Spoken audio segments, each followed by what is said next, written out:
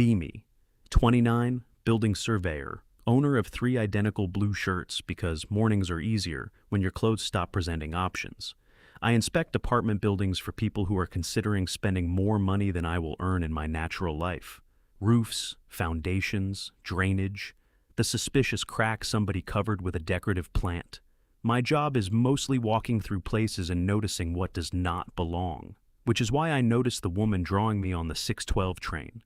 She was sitting across the aisle with a black sketchbook balanced on one knee, dark green coat, white headphones around her neck, hair pinned up with what looked like an actual paintbrush. Every few seconds, she looked at me, then at the page, then back at me. Not subtle glances either, full inspection. The same look I give a balcony when I think the railing is attached mostly through optimism. I checked behind me. There was an advertisement for dental implants and a route map. Neither had my nose. She looked up again and said, "Could you put your chin back?" I stared at her. My chin? Where it was before you started looking for the person behind you. She moved 2 fingers to the left, like she was adjusting an object on a shelf. Little more. I should have asked why she was drawing me. Instead, my chin moved. This is how I discovered that a confident woman with a pencil can operate a grown man through hand signals. She studied me for another 5 seconds. "Good," she said. "Now, look tired again." I was not trying to look tired. Even better. Her pencil moved quickly. The train left Harbor Street, went through the tunnel, and came out beside the river. Evening light flashed across the windows in pieces. She kept drawing. I kept pretending I was reading an inspection report on my phone. I read the same sentence about roof membrane failure 9 times. At Bellwether Station, she closed the book. "Done?" I asked. She looked surprised that I had spoken. "For now? Do I get to see it?" "Not yet."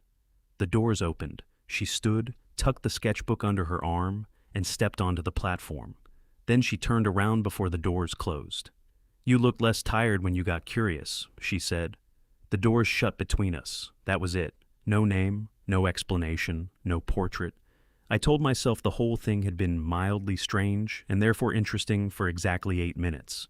Then I thought about it until I went to bed. Next evening, I took the 612 again. That was normal. It was my train. I did not choose the same carriage because of her. I chose it because it stopped closest to the stairs at my station. I had been choosing it for 14 months. The fact that I checked every seat before sitting down was unrelated. She was not in her usual seat. I felt something stupid and small drop inside my chest. Then I saw the sketchbook. Black cover. Cream paper. Sitting in the exact place she had used the day before. A strip of yellow tape crossed the front. On it, in block letters, blue shirt. Yes, you. I picked it up. The first page was my face, not a quick train doodle. Me, leaning against the window, one hand around my phone, tie loosened, eyes aimed somewhere past the glass. She had drawn the reflection too. In the reflection, my posture was straighter and my expression was lighter, like the version of me in the window had already noticed her. Underneath, she had written, "You looked like you were waiting for your day to be over. Was I wrong?" The next page was blank except for one line. "Corrections may be submitted here." A mechanical pencil was clipped to the spine. I sat with the book open on my lap while the train pulled away. This was clearly an invitation. It was also a test administered by a stranger who had stolen my face. I wrote, "Mostly wrong." I was waiting for the train to be over. The day had already filed its final report. Then I looked at the blank lower half of the page. Writing felt insufficient. She had made a whole portrait. I tried to draw her. The result looked like a coat rack losing a difficult debate. I labeled the head artist to reduce confusion. A shadow crossed the page. She was standing in the aisle. Same green coat. Same white headphones. Hair down this time. She had been sitting 2 rows behind me beneath the route map, waiting to see what I would do. She saw the book on my knees and smiled. Not a polite smile, a victorious one. She sat beside me instead of across the aisle. "You added cheekbones," she said. "Those are shoulders." She considered my drawing. "That makes it worse. I work in measurements, not likenesses." "So you admit it is a likeness?" "I admit there was an attempt." She held out her hand. "Celia Park. Simon Hale. We shook hands over the terrible drawing. Celia pointed at my answer under the portrait. What kind of final report does a day file? Usually one where everything costs more than expected. Accountant? Building surveyor. You inspect buildings. I disappoint investors in complete sentences. She laughed, and that changed her whole face. I had seen the concentrated version, pencil between fingers, eyes measuring angles. The laughing version looked younger and much more dangerous. What about you? I asked. Do you normally leave expensive art supplies on public transportation? Only when I know who will pick them up. You did not know I would take this carriage. You sat in the same seat 4 days last week. I turned toward her. You have been watching me for a week, observing. That is watching with professional stationery. Celia took the sketchbook, wrote something under my drawing, and handed it back. I turned the page around. Subject displays unexpected survival instincts. Below it, she added, also, I work as an illustrator. Editorial pieces, book covers, whatever pays before rent notices become conceptual art. You could have just introduced yourself yesterday, I said. I could have, but... Celia tapped the portrait. This seemed more accurate. The train announced my stop. I stood, then looked at the book still in my hands. Do you want this back? Tomorrow? What am I supposed to do with it? Page 3 is empty. That is not an instruction. You inspect things, Simon. Figure it out. The doors began beeping. I stepped onto the platform with her sketchbook. Through the window, Celia lifted the mechanical pencil she had somehow taken back without me noticing. She pointed it at me like a promise. That night, I opened the book at my kitchen table. Page 3 was not empty anymore. In the lower corner, she had drawn a tiny coffee cup with legs running toward a clock. Above it, tomorrow, 5:50.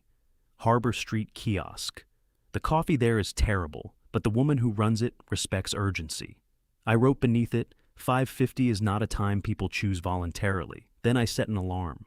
I reached the Harbor Street Kiosk at 5:47. Celia was already there, leaning against the counter with 2 paper cups. You are early, she said. Your drawing showed the cup running. I assumed danger. She handed me one. No danger, just coffee that tastes like somebody described beans to hot water. I drank it. She was right. We had 20 minutes before the 6:12. Celia opened the sketchbook between us and drew the kiosk in quick lines. Not the whole thing, just the dented metal counter, the crooked stack of lids, and my hand holding the cup like evidence. Why the hand? I asked. It is more interesting than the cup. That is a devastating review of the coffee. She looked at my fingers. You have a cut.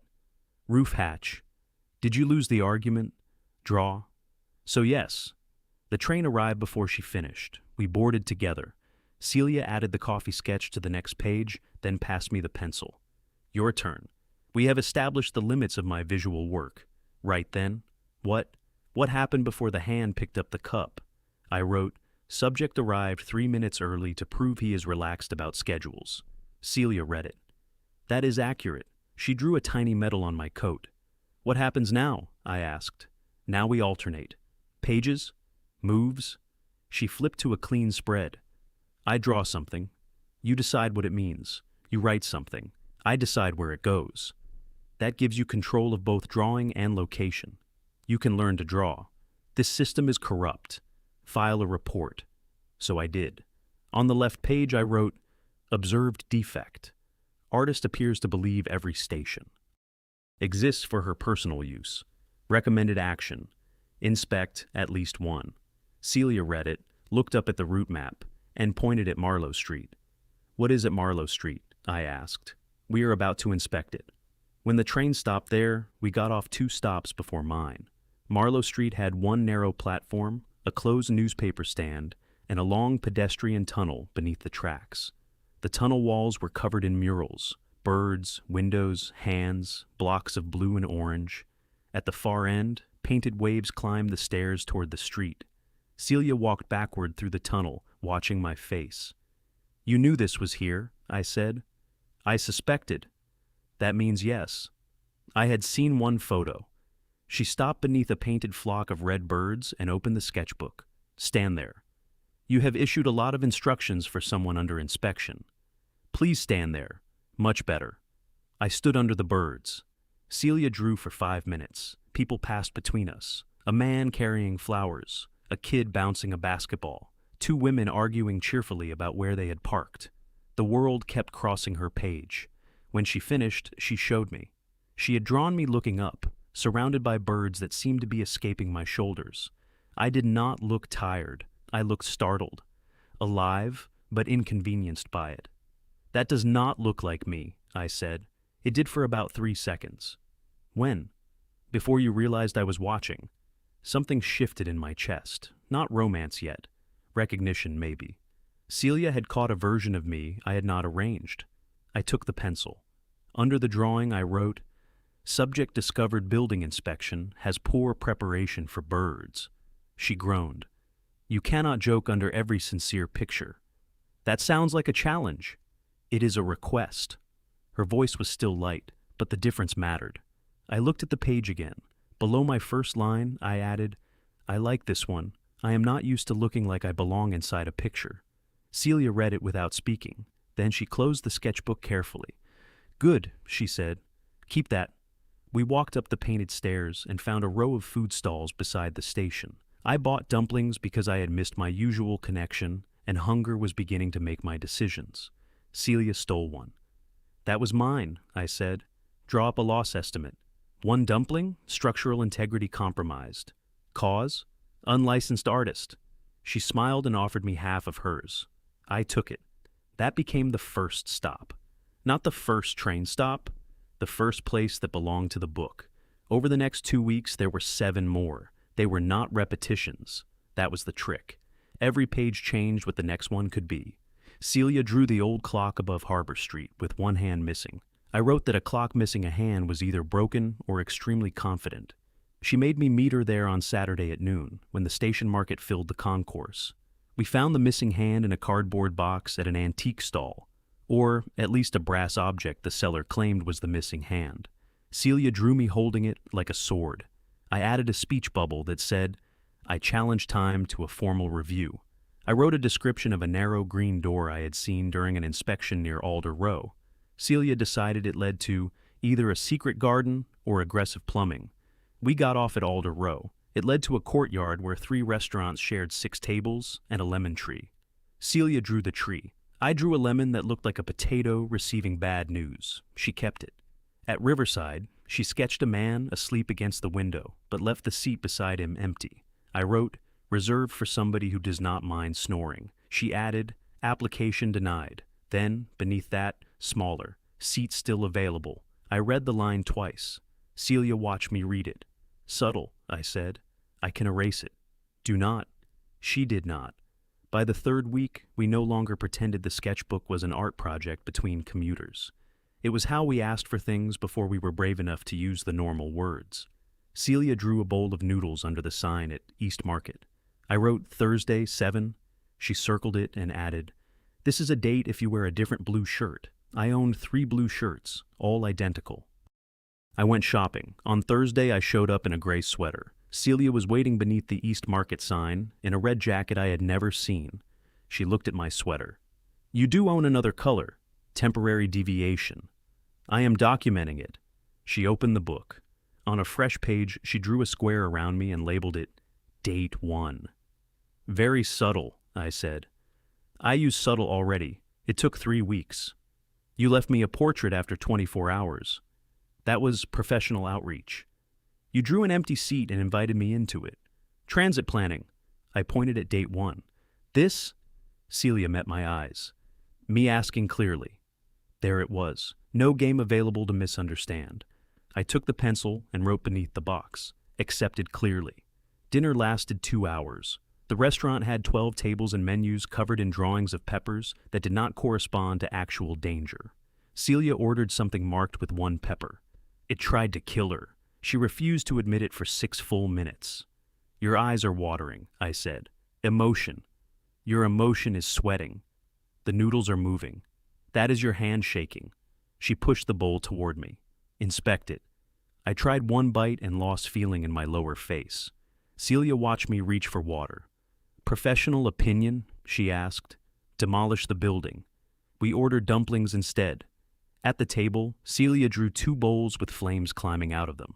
I wrote the time of death under each. Then the conversation changed, not dramatically.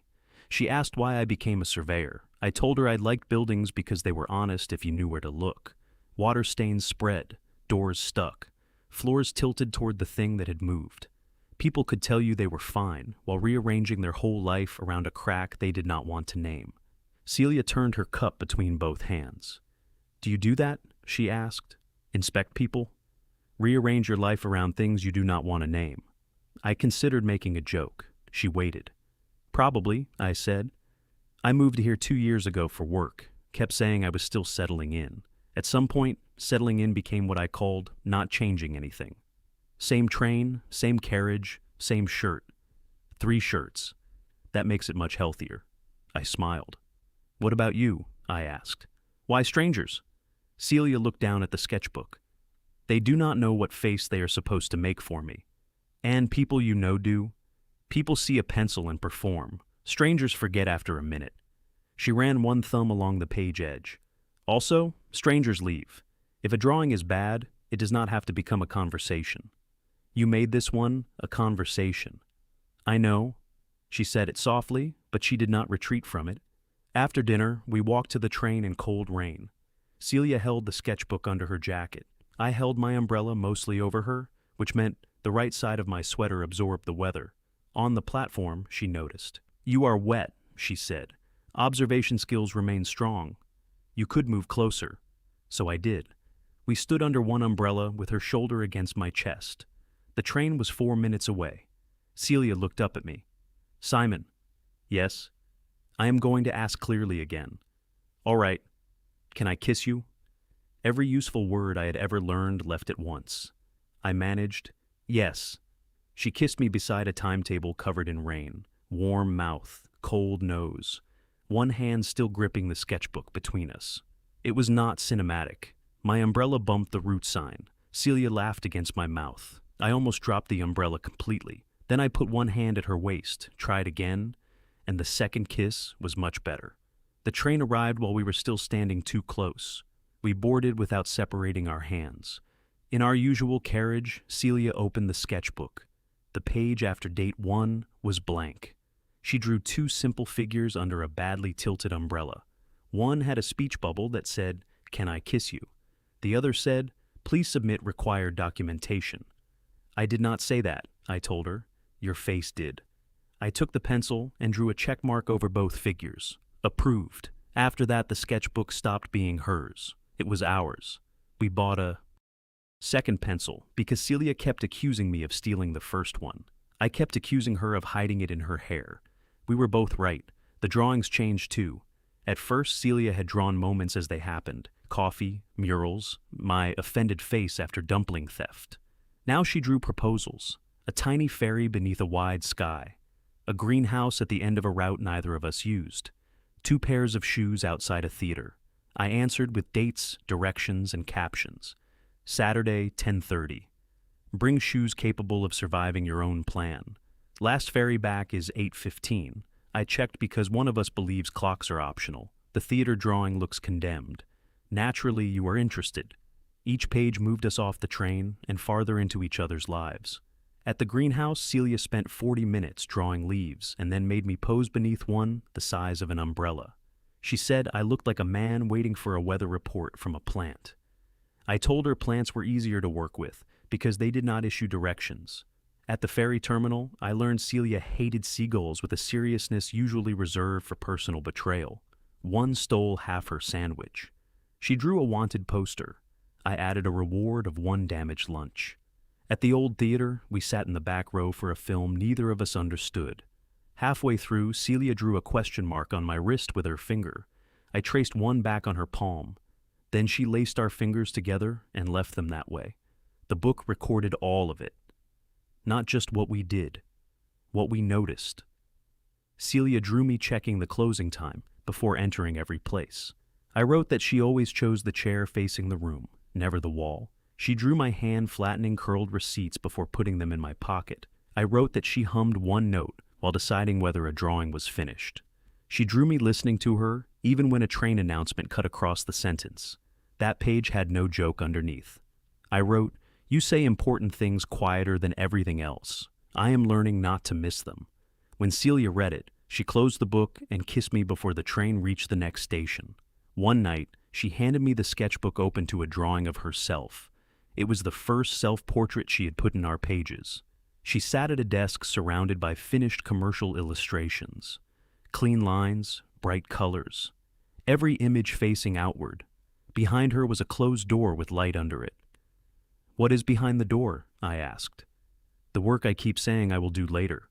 "What kind?" "My own." Celia stared at the drawing.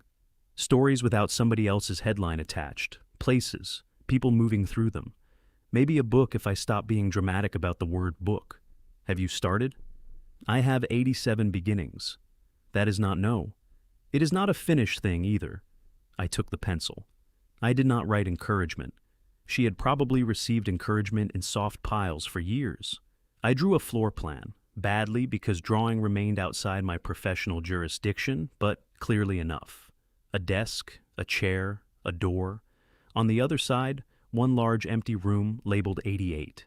Celia studied it. "What is this?" "The next beginning, larger load capacity." She smiled, then looked at me more seriously.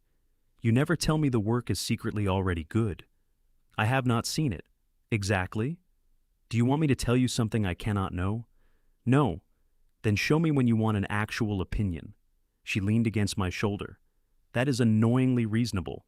"It is my main service." The next Sunday she showed me. Not all 87 beginnings. 6 drawings from a project about people on trains. An old man sleeping with flowers in his lap. A child counting stations on her fingers. A woman taking off uncomfortable shoes after a long day. And me, reflected in a window, looking less tired because I was curious. We sat on the floor of Celia's studio because every chair had paper on it. Her studio was one rented room above a framed shop.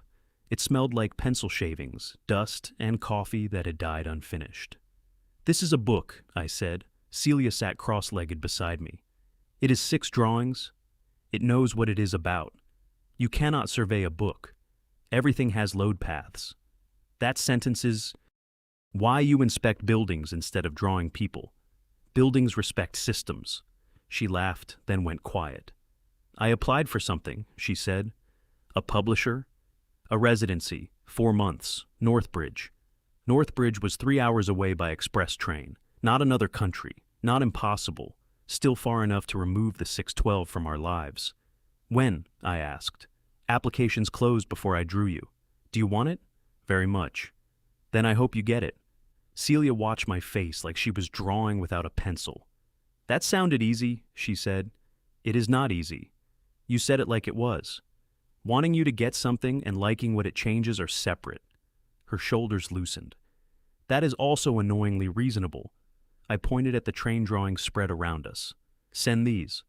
They asked for a proposed project. "You have one. It has your face in it. I release my face for professional use. There will be forms. Finally, a romantic language I understand." She kissed me on the studio floor. Then we spent the evening arranging the 6 drawings into an order. That was where we were when the first sketchbook ended. Page 1 had been me alone. The last page was a drawing of our hands moving 6 pieces of paper into a line. Underneath, Celia wrote, "Beginning 88. I bought the next sketchbook. Same size, dark red cover." On the first page, I wrote, "Joint ownership. No abandoned property on trains without written notice." Celia signed it. Then she drew a key beside her name and gave the real spare key to her studio to me. "For emergencies?" I asked. "For Tuesdays. I teach until 7. You get there first and complain that my chair has become paper." "It has. Tuesday access only. Strictly regulated." "And Simon?" "Yes, you can leave things there." I looked around the studio. There was nowhere to leave anything that was not already supporting paper. "Where?" She pointed to one cleared shelf, empty except for a yellow strip of tape. "Blue shirt, yes, you." I left a phone charger there. Then a clean shirt. Then the small tape measure Celia kept borrowing to draw frames in proportion and returning with graphite on it. Our relationship began to feel real without one dramatic announcement. It became harder to call it casual through accumulated evidence. The studio key. Her toothbrush at my apartment after the ferry ran late. me attending one of her community drawing classes and discovering she became terrifying around charcoal misuse. Her inspecting one of my buildings from the sidewalk and announcing that the windows looked emotionally unavailable. The red sketchbook filled faster than the black one. We no longer needed drawings to ask whether we would see each other. We used them to show what seeing each other had changed. Celia drew my kitchen table with 2 cups instead of 1. I wrote that the left side of my coat rack had become legally hers through continuous occupation. She drew herself asleep on my couch while I reviewed a roof report. I added a speech bubble from Sleeping Celia that said, "This cornice lacks emotional honesty." She objected to the wording, but not the drawing. Then, on a Tuesday in mid-October, I got to the train first. Celia's usual seat was empty. The red sketchbook was there. For a second, the scene felt like the beginning again. Black book, yellow tape, a question waiting on paper. I sat and opened it. Celia had drawn our carriage with perfect detail. The scratched window, the route map with one corner peeling away, the small stain on the floor shaped like a country nobody recognized. Every seat was empty. On our seat, she had drawn 2 dates, November 4th, March 7th. Under the first date, Northbridge. Under the second, home. My stomach tightened. Residency, accepted. Leaving in 18 days. I heard the carriage door open behind me. Celia sat beside me. She did not smile. "I found out Friday," she said. It was Tuesday. "Congratulations," I said. The word came out correct and insufficient. "Thank you. 4 months. 4 months. Housing included? Small apartment above the print studio. Good. Simon. What? Please do not inspect the logistics first." I closed the sketchbook. I'm trying not to make this harder. "For who?" "Fair question." I looked at her. "You applied before me. You want this. I am not going to respond by making you reassure me." "I did not ask you to." "Then what are you asking?" Celia glanced at the empty carriage she had drawn. "I do not know yet." "Okay." And I waited because I wanted one more normal weekend. "Okay." Stop saying okay like a door closing. That landed. I took a breath. "I am happy for you," I said. "I am also angry you waited 4 days." Celia nodded. "That is fair. I am scared the thing we built depends on 1 train and 1 timetable. So am I. And I do not know what you want from me because you drew an empty carriage instead of telling me." She looked down. "Also fair." The train passed Marlowe Street. The mural tunnel flashed below us. Red birds, then dark. Celia rubbed one thumb over the book's cover. "I wanted you to see what I was scared of before I made it sound practical," she said. "It looks like you are leaving me. I am leaving the train. Those are not automatically different. I know." Her voice went quiet. I remembered my own line. "You say important things quieter than everything else. Do not miss them." "Do you want them to be different?" I asked. Celia met my eyes. "Yes." That answer should have fixed the whole thing. It did not. It changed the problem from whether we wanted each other to what wanting required. Our stop arrived. We got off together but did not hold hands. At the stairs, Celia stopped. "I should have told you Friday." "Yes, I am sorry. Thank you. You should stop being so reasonable that I cannot tell when you are hurt." I almost defended myself. Then I did not. "I am sorry," I said. "I thought being supportive meant staying out of the way." "You are not in the way. I need time to believe that, without pretending nothing changes." Celia nodded. "Take tonight." "Just tonight?" "I am trying to be brave, not unlimited." That made me laugh once, despite everything. She stepped closer. "Tomorrow?" she asked. 6:12. "Same carriage?" "For now." We kissed briefly at the stairs, not a resolution, a promise to return to the conversation. That night, I kept the red sketchbook. I looked through every page, the first portrait, the coffee cup, the red birds. Date 1. The greenhouse, ferry, theater, studio key, 2 cups, the empty carriage. I realized Celia had drawn absence because that was the thing she did not know how to survive on paper. I had answered fear by making a travel checklist in my head. Neither of us had behaved badly. We had just used our best habits at the wrong moment. She drew the truth indirectly. I organized it until it stopped sounding like truth. So I made a page that required both of us. I drew a line. It was the best line I had ever drawn, which is not praise. At one end, Harbor Street. At the other, Northbridge. Between them, I left 4 empty boxes. Underneath, I wrote, 4 months, 4 pages. I will choose 2. You choose 2. They have to happen. Then, below that, this is not me asking you to make leaving smaller. It is me asking whether we are larger than the route. Next evening, Celia boarded at Bellwether. I handed her the book before she sat down. She read the page. Her eyes filled, but she smiled. 4 pages? She asked. Minimum inspection standard. Northbridge has more than 4 things. Then demonstrate scope expansion. She took the pencil. In the first box, she drew me arriving in Northbridge with an absurd stack of sketchbooks. I am not carrying all of those, I said. They are essential supplies. Northbridge has delivery services. You researched that? I like knowing where I'm going.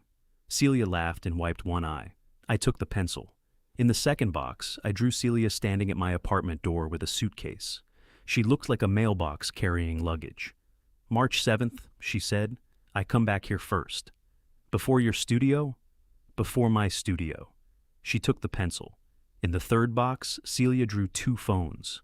One looked like a refrigerator. The other looked like a smaller refrigerator. Video call every Sunday, I said. Not. Mandatory every night. No vague punishment if one of us has work. We say when we miss each other instead of becoming extremely polite. Celia studied me. You planned that. I took tonight. Good use of resources. I filled the 4th box with 2 blank sketchbook pages connected by a paper clip. We mail pages, she said, not photos of pages, real ones. That is inefficient. Correct. Expensive. Probably. I like it. Celia leaned her head against my shoulder. The route did not feel fixed. It felt possible. The next 18 days moved quickly, but not because we tried to make every minute important. We had already learned that importance usually hid inside ordinary details. We still took the 612. We still complained about the heater in the 3rd carriage. Celia still stole food and documented my objections as character flaws. But each stop became deliberate. We returned to Marlowe Street and found the mural tunnel partly repainted. Some of the red birds were gone. New blue ones had appeared. Celia drew both versions from memory. Which is better? I asked. Neither. It changed. That is not an answer. It is the only answer. She handed me the pencil. I wrote, previous condition not recoverable. Current condition sound. Celia read it and tucked her hand into mine. At East Market, we ordered the lethal noodles again. This time, we chose 0 peppers. Cowardice, Celia said. Growth. You used to take risks. I am dating you. She threw a napkin at me. At the greenhouse, we bought 2 botanical postcards and wrote predictions for March. Celia predicted I would learn to draw knees. I predicted she would come home with at least 4 new sketchbooks. Only one of us was realistic. At the ferry, the same kind of seagull approached her sandwich. She stood up and said, not this time. The bird took mine instead. Celia laughed so hard she had to sit on the bench. I drew a second wanted poster. The reward increased to 2 damaged lunches. Those days were sweet. They were also not enough by themselves. 3 nights before she left, we sat in her studio surrounded by packed boxes. The train drawings for Northbridge were stacked flat between boards. Her rental desk had become a clean rectangle for the first time since I met her.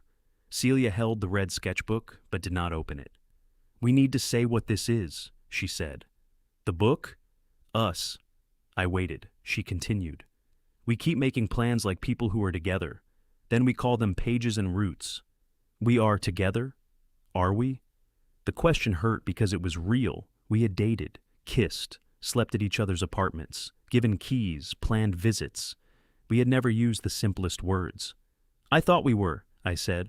I think we are too. Then why ask? Celia looked at the packed room. Because I am leaving, and there is a very tidy version where we call this a wonderful month and do not risk ruining it. Do you want that version? No. Neither do I. But you might in January when trains are delayed and I have missed 2 calls and all we have is mail. You might too. Exactly. She was not threatening to leave. She was refusing to promise she would never find distance difficult.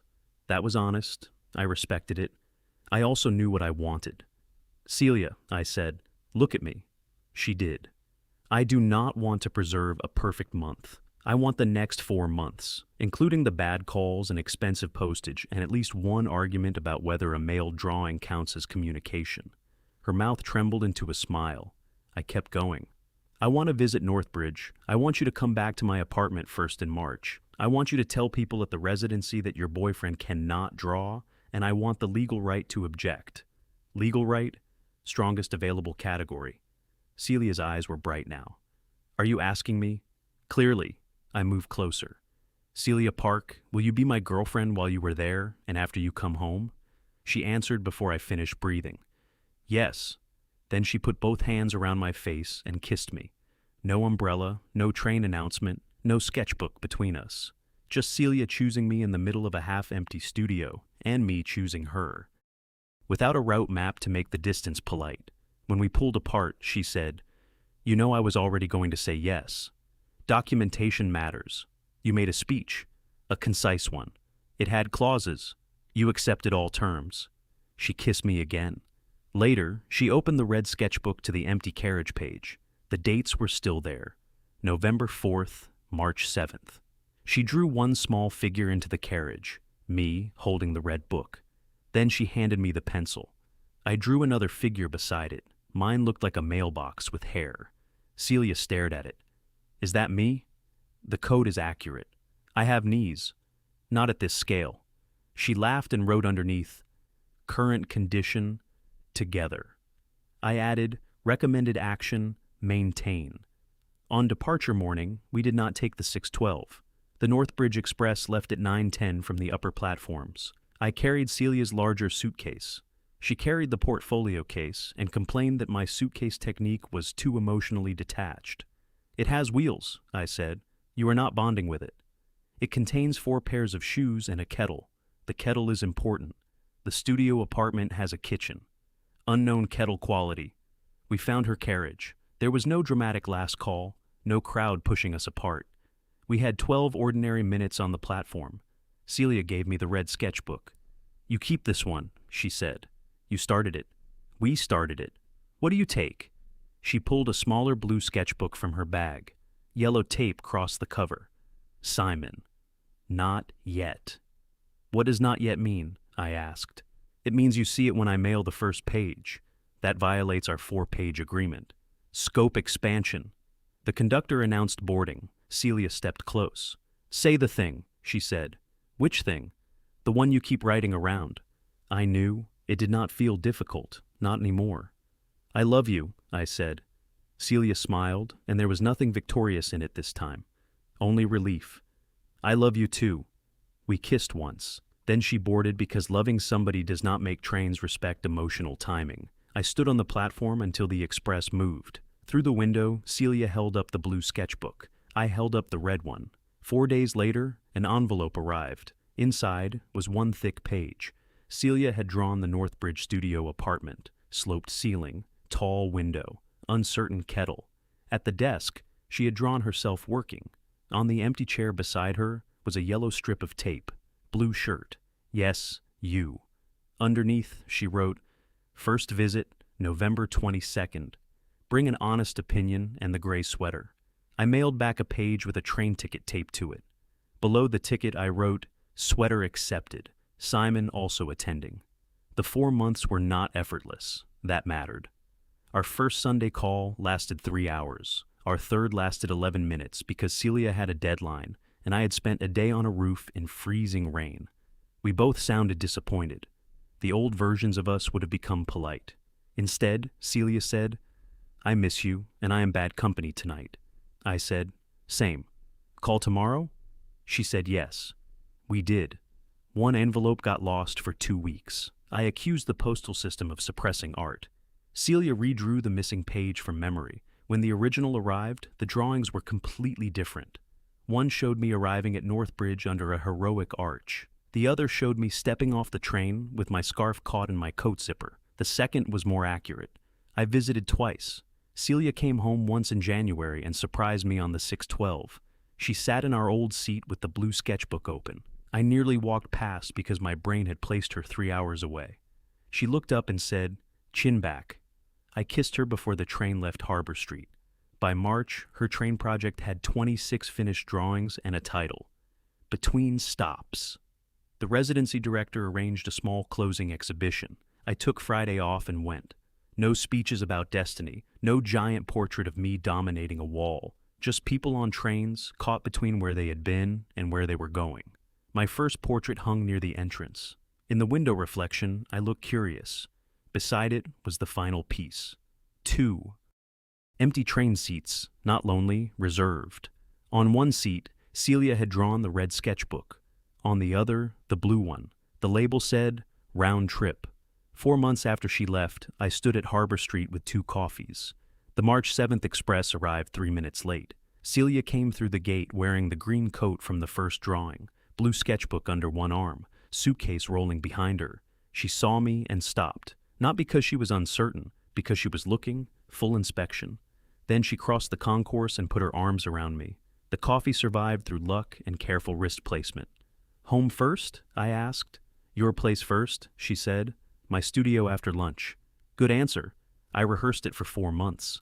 We took the 612 that evening, even though neither of us needed it. Same carriage, same scratched window, same stain on the floor, shaped like a country nobody recognized. Celia put the blue sketchbook on my lap. The first page was blank except for 2 words. Next stop? I took out a pencil. My drawing was still terrible.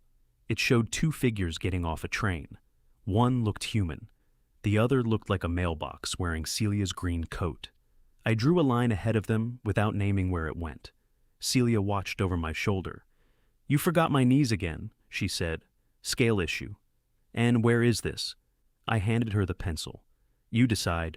She added 2 birds above the line, one red, one blue. Then she wrote, Somewhere we both choose. The train reached Bellwether. The doors opened where she had first stepped away before trusting me with the book. Neither of us moved. We were not waiting for the day to end anymore. We were on our way.